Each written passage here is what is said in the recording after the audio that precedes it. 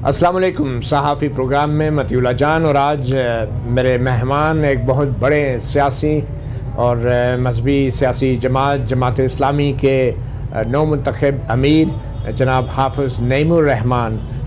बहुत शुक्रिया हाफ़िज़ नईमुर रहमान साहब। मुख्तसर आपका तारफ़ कराते चलें क्विकली। आप अभी अमीर जमात इस्लामी मुंतखब हुए हैं और जामिया मस्जिद दारुल उलूम लतीफ़ाबाद से आपने कुरान पाक हिफ्ज़ किया और इस्लामी जमीयत तलबा कराची, फिर सूबा सिंध में आप जमीयत के नाज़िम रहे।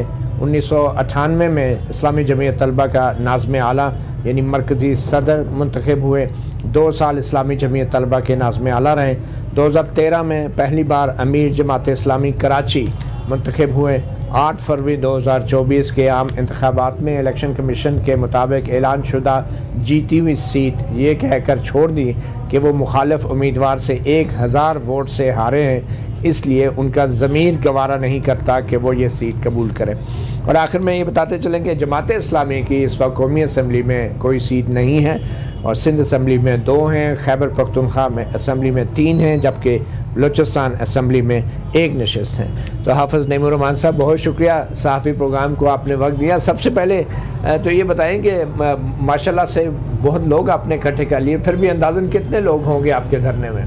बस अब ये तो रोज़ इसमें अल्हम्दुलिल्लाह इजाफ़ा हो रहा है और जब एक तादाद हज़ारों में और फिर वो जब क्रॉस करती है 10-20 हज़ार को तो फिर तो लाखों ही काउंट होते हैं। मैं कोई ये नंबर तो नहीं दे सकता, लेकिन मैं ये ज़रूर समझता हूँ कि पहले मरहले में तो पूरे पाकिस्तान से आने वाले काफ़िले पहुँचे थे, अगरचे के बेतहाशा रुकावटें खड़ी की गई थी, उसके नतीजे में भी डिस्ट्रक्शन होती है, इधर उधर हो जाते हैं लोग। लेकिन फिर हमने बड़ी हिकमत के साथ जब यहाँ पर इस पूरे धरने को शिफ्ट किया है तो उसके बाद से मुसलसल लोग आते हैं। दिन में कुछ कम होते हैं, शाम में बहुत बढ़ जाते हैं और आज तो हमारा ख़वातीन का जलसा आम है, पूरा बहुत बड़े पैमाने पर ख़वातीन आई हुई हैं और ये सिलसिला अब चलेगा इंशाल्लाह और हर गुज़रते दिन इंशाल्लाह इसकी हाज़िरी में इजाफ़ा होगा। इसमें कोई शक नहीं कि कराची में जब आप बतौर सदर कराची जमात इस्लामी जलसे करते थे तो उस वक्त तो बहुत बड़े बड़े जलसे होते थे, बल्कि वहाँ पे तो कायद साहब ने मिलियन मार्च भी किया। तो उससे आप कैसे मुवाजना करेंगे अपने इस धरने के शुरका की तादाद? मेरा ख्याल है कि बहुत अच्छा है और हमारी जो मोर देन एक्सपेक्टेशन है, इसलिए कि बहुत तवील अरसे से एक जमूद की सी कैफियत मजमूई तौर पर सियासी सूरत हाल में आई हुई है और जो भी हालात हैं उसके नतीजे में लोग डरे हुए हैं, सहमे हुए हैं। इशूज़ पे पॉलिटिक्स नहीं हो रही, ज़ाहिर है पार्टी पॉलिटिक्स हो रही है, अफराद की पॉलिटिक्स हो रही है, नफ़रतों की पॉलिटिक्स हो रही है। फिर यह है कि जमहूरी आज़ादियों पर भी जो है वो कदगन लगाई जाती हैं। इस सारी सूरत हाल में जमात इस्लामी का ये धरना मैं समझता हूँ कि एक लोगों के लिए ताज़ा हवा का झोंका है। लोग इसमें अच्छा महसूस कर रहे हैं कि उनकी भी कोई आवाज़ बन रहा है और जबकि सूरत हाल ऐसी हो कि लोग वाकई बहुत परेशान हो गए हैं और हर आदमी परेशान है, क्या गरीब, क्या मिडिल क्लास, क्या अमीर। किसी के बस में नहीं रहा कि वो इन भारी भारी बिलों को अदा करें और किसी के बस में नहीं रहा कि हमारा तनख्वाहदार तबका इतने बड़े बड़े स्लैब से गुजर कर अपनी कटौतियाँ करवाए। पहले डायरेक्ट टैक्स दे और फिर उसके बाद इनडायरेक्ट टैक्स में वो जगह जगह कभी इलेक्ट्रिसिटी पे विद होल्डिंग दे रहा है, कहीं सेल्स टैक्स दे रहा है, कहीं आटा चीनी दाल पे दे रहा है। तो आप सोचें तो सही कि एक माकूल तनख्वाहदार आदमी भी जब वो 50% और 60% तक टैक्स दे देगा तो कहाँ जाएगा, कैसे अपने बच्चों को पढ़ाएगा? जबकि हमारे मुल्क में तो तालीम भी मेयारी नहीं है सरकार की सतह पर और एक लेवल पर नहीं है, तबकाती निज़ाम तालीम है, तो तालीम भी हमें ख़रीदनी पड़ती है जो कि स्टेट की जिम्मेदारी है। इसमें कोई शक नहीं कि लोग बहुत परेशान हैं और बिजली के बिलों से, महंगाई से, बेरोज़गारी से, और मेरे ख्याल में जमात इस्लामी एक वाहिद अभी तक की सियासी जमात है जो इन इश्यूज़ को लेकर चली है। मगर परेशान तो यहाँ रावलपिंडी के वो लोग भी हैं जो यहाँ मरी रोड से गुज़रते हैं और आपने उनका रास्ता बंद कर रखा है। तो साथ में लियाकत बाग है, ये दीवार के परे खाली लियाकत बाग पड़ा है, आपने सड़क बंद करना का फैसला क्यों किया? आपने बिल्कुल वो सवाल किया है जो हमारी ब्यूरोक्रेसी करती है कि फलां ग्राउंड में वो दूर जाकर एक क्रिकेट ग्राउंड नहीं, ये दीवार के परे खाली पड़ा है, जने लियाकत बाग के अंदर चले जाएं। देखें, ज़ाहिर है एक पॉलिटिकल अमल है, एक सियासी जमहूरी अमल है और इस जमहूरी अमल में पूरी दुनिया में प्रैक्टिस किया जाता है। लोग सड़कों पर एहतजाज करते हैं और उसके अपने जो है डायनेमिक्स होती है, उसका अपना एक प्रेशर होता है। हम ज़ाहिर बंद कर देते हैं, होती हैं बंद, दुनिया भर में होती हैं। अच्छा। और इसके लिए हुकूमत का काम ये होता है कि वो फैसिलिटेशन करती है वो मुतबादिल रास्ते बनाती है और जमहूरी अमल को वो पामाल नहीं करती है।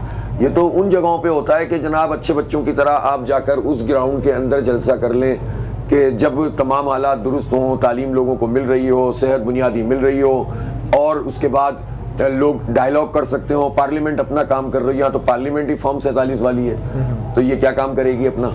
तो और यहाँ पर कौन सा जो है वो आज़ादी के साथ सब लोग अपना काम कर रहे होते। तो ऐसे हालात में जब पूरी कौम की ही सड़कें बंद हुई हैं, शाहराहें क्लोज कर दी हैं, हमारी इल्म की, तालीम की, सेहत की, रोजगार की, हमारी मईशत की शाहराह बंद हुई है, सड़क और तो एक सड़क बंद होकर अगर ये शाहराहें खुल जाएं तो बहुत अच्छा है यार।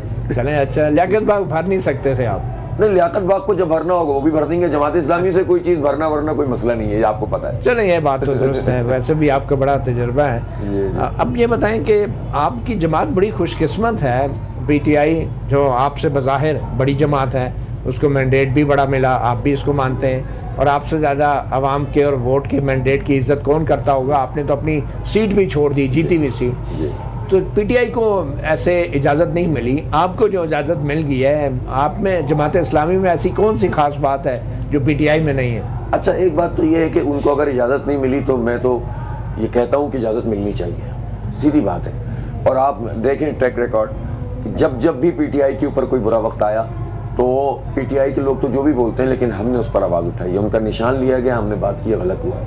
इलेक्शन में धांधली हुई, हमने कहा गलत है।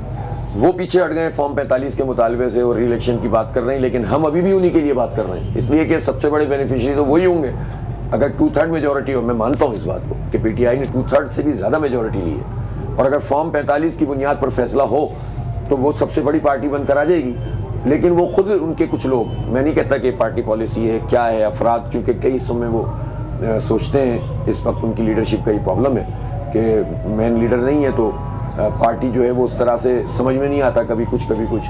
तो खुद उनका जो सपोर्टर है और वोटर है वो कंफ्यूज होता है जब उसको मालूम है कि फॉर्म 45 मौजूद है और उसकी बुनियाद पर उनकी हुकूमत बन सकती है, और उनकी लीडरशिप में से कोई कहे कि साहब इसको तो छोड़ो, नया इलेक्शन कराओ। तो नए इलेक्शन में ऐसे कौन से सुरखाब के पल लग जाएंगे, अचानक से सब चीज़ें ठीक हो जाएंगी कि दोबारा से जो है वो अजीब सी बात है। तो मैं तो उसके लिए बात कर रहा हूँ। तो आप कैसे कह सकते हैं कि हम PTI से हमारा कोई इसमें, और PTI से हमारी कोई इस वक्त कोई टकराव भी नहीं है, कोई इलेक्शन भी नहीं होने जा रहा। तो हम तो ये समझते हैं जमहूरी आज़ादियाँ होनी चाहिए, उनको भी होनी चाहिए, हमें भी होनी चाहिए। हमारे लिए क्यों कंटेनर लगाए? देखें, माजी में तो पार्टियों के लिए कंटेनर नहीं लगाया गया, इस्लामाबाद में रास्ते दिए गए, तो हमारे लिए तो चारों तरफ से बंद कर दिया था। तो आप PTI के साथ मिलकर भी तो ये सब कुछ कर सकते थे। PTI भी वही बात कर रही है जो आप कर रहे हैं, फर्क क्या है आप दोनों में? कोई इख्तिलाफ भी नहीं है आपके बकौल। तो महंगाई, बेरोजगारी, बिजली के बिलों के हवाले से तो आप एक ही बात कर रहे हैं, तो फिर ये अलग अलग से क्यों? दो बातें हैं। एक बात तो ये कि PTI के जो इश्यूज हैं इस वक्त, ज़ाहिर है उनकी पार्टी एक खास उससे गुजर रही है, तो उनका फोकस जो है बिजली के बिल नहीं है, उनका फोकस जो है वो इस वक्त ये नहीं है, क्या नाम है, IPPs नहीं है। वो क्या है? वो उनकी अपनी पार्टी का इशू है ना, उनके लीडर गिरफ्तार हैं। अच्छा। वो उनकी आज़ादी की बात कर रहे हैं, वो जो है वो अपने लिए जमहूरी आज़ादियों की बात कर रहे हैं और हम उन्हें सपोर्ट करते हैं। लेकिन जाहिर है कि इन चीज़ों के ऊपर इतने, और दूसरी बात ये कि चूंकि उनकी ऑर्गेनाइजेशन का प्रॉब्लम है कि एक सपोर्ट बहुत बड़ी है, उसकी बेस बहुत बड़ी है, सोशल मीडिया पे उनकी सपोर्ट बहुत बड़ी है, हम मानते हैं इस बात को, लेकिन निकल कर आकर अपनी चीज़ों को मैनेज करना उसमें मुश्किल है। फिर मैंने अर्ज़ किया ना कि उनकी पार्टी में जब हम साथ चल रहे हो एक इशू पर, मिसाल के तौर पर ये तहफ़्फ़ुज़ आईन पाकिस्तान, अब इसका मेन गोल क्या होना चाहिए कि भाई एक लीगल डॉक्यूमेंट फॉर्म 45 मौजूद है, अगर ये नहीं होता ना तो हम री-इलेक्शन की बात करते हैं, ठीक है। जब ये मौजूद है तो जुडिशल कमीशन बनाओ, सुप्रीम कोर्ट के जजों पर मुश्तमिल, चीफ जस्टिस इसको करें और लाते जाएं, जिसका फॉर्म 45 सीधा हो उसको जिताते जाएं। तो आप क्यों नहीं ये दरख्वास्त करते? तो हम तो कर रहे हैं, हमने तो की, कोर्ट में भी गए हैं हम। अच्छा। और बात ये है कि अब हम उनके साथ चले जाते हैं बिलफर्ज, हालांकि हमने उनसे राब्ते मुनक़ते नहीं किए, वो आते हैं, हम भी उनके पास जाते हैं, मीटिंगों में भी शरीक होते हैं। मिलके क्यों नहीं है? बता रहा हूँ, कॉमन इश्यूज है ना, उस पर हम बात करते हैं। लेकिन यार चलते चलते री-इलेक्शन पे आ गए, अब जमात इस्लामी ये नहीं कर सकती। प्रॉब्लम जमात इस्लामी का, और इसीलिए माजी में ये होता रहा है, हम इत्तेहाद बनाते हैं, इत्तेहाद चलाते हैं, इत्तेहाद में कुर्बानियाँ देते हैं, सब कुछ जमात इस्लामी करती है, और कंधों पे चढ़कर कुछ लोग इधर के फोन पे उधर चले जाते हैं, उधर के फोन पे उधर चले जाते हैं। कौन, पीटीआई वाले लोग? नहीं, पीटीआई तो अभी आई है, माजी में हमने बहुत तजुर्बात किए। ठीक है, माजी में आपको भी तो फोन आते होंगे ना? माजी में तो सबको फोन आते हैं। जब एक्सटेंशन हुई थी बाजवा साहब की तो क्या हमें फोन नहीं आए थे? बिल्कुल सही है, तो सारे लोग फोन तो सबको आते हैं। अब मुझे ये नहीं, फोन पे अमल दरामद किया माशाल्लाह तीनों पार्टियों ने, पीटीआई ने, नून लीग ने, पीपल्स पार्टी ने, सबने किया, जमात इस्लामी ने नहीं किया। ठीक है, तो फोन तो सबको आते हैं, लेकिन जाहिर है आपको देखना पड़ता है। मुझे ये बताए ना, आप फॉर्म 45 का बार बार जिक्र कर रहे हैं, तो इस्लामाबाद के जो 3 हलके हैं जिनमें नून लीग के उम्मीदवार कामयाब करार दिए गए हैं, क्या उनके जो मुकदमात हैं इलेक्शन ट्रिब्यूनल के सामने, क्या जमात इस्लामी अपने फॉर्म 45 के हवाले से पीटीआई के हक में गवाही देगी? उन ट्रिब्यूनल फॉर्म 45 उनको दे दी है, ये प्रोपेगेंडा होता है, मैं बताता हूँ। हाँ। और हमारी तरफ से इंस्ट्रक्शन है, जहाँ भी कोर्ट हमें बुलाएगी हम हक की गवाही देंगे आप? हाँ, देंगे। कि ये हमारे फॉर्म 45। भाई बात देखें, इनकी नालायकी होती है, खुद जो केस लेकर चल रहे होते हैं। अब मुद्दई सुस्त गवाह चुस्त चाहते हैं, वो ये चाहते हैं उनका सारा काम जमात इस्लामी करके दे, ये तो नहीं होगा ना। अब कराची में 80% फॉर्म 45 हमने उनको फराहम किए। ठीक है, अब ये तो नहीं हो सकता ना कि केस वकील भी मैं करूं उनके लिए। किनको? पीटीआई को? अच्छा, पीटीआई के अपने फॉर्म 45 नहीं थे? वो मैंने कहा ना, सपोर्ट है, वर्कर नहीं होता। अच्छा, और सपोर्टर होता है, लेकिन तो इस्लामाबाद में तो पोजीशन पीटीआई की बड़ी थी, इसके बावजूद उन्हें फॉर्म 45 चाहिए थे ना हमसे।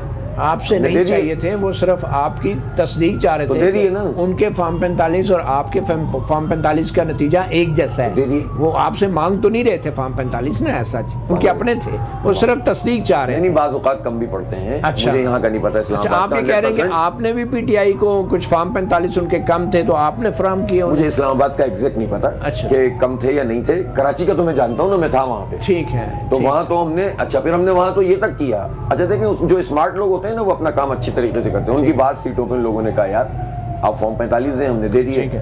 उसके बाद उन्होंने कहा कि आप कोर्ट में आए, हमने कहा आप वकील कर लें। ठीक है, उन्होंने अपना वकील भी किया और हमारा वकील भी किया। ठीक है, जब जरूरत पड़ेगी चले जाएंगे। आपका वकील भी उन्होंने किया? इसलिए किया कि हमने कहा भाई देखो, अब ये मुकदमा हम तो नहीं चलाएंगे ना, मेरी सीट का मुकदमा मैं चलाऊं, आपकी सीट का आप चलाएंगे। ठीक है, तो आप ऐसा करें कि आपके वकील को भी पीटीआई वालों ने फीस दिया, हायर किया? सुने ना मेरी बात। अच्छा, बात ये है कि मिसाल के तौर पर एक सीट मेरी है। हाँ हाँ, मैंने एक वकील किया अपने लिए। ठीक है, अब पीटीआई वाले से कहा कि मुझे फॉर्म दो। हाँ, अब उसने कहा भाई यार फॉर्म तो ले लो, मैं मुकदमे में नहीं आऊंगा बिलफर्ज। ठीक है, तो मैंने कहा कोई बात नहीं, आप वकालतनामे पे साइन करो, वकील में कर लेता हूं। ठीक है, यही तरीका होता है ना। अच्छा, ठीक है, तो आप ये कह रहे हैं वाइस वर्सा, आप ये कह रहे हैं कि जो इलेक्शन ट्रिब्यूनल में जो फरीक बनाया गया है जमात इस्लामी को सिर्फ एक गवाही के लिए, तो उसके जो वकालत के खर्चे हैं वो पीटीआई दे? नहीं यार, ये नहीं कह रहा, आप समझने की कोशिश करें। अच्छा, जब कोर्ट बुलाएगा हम जाएंगे।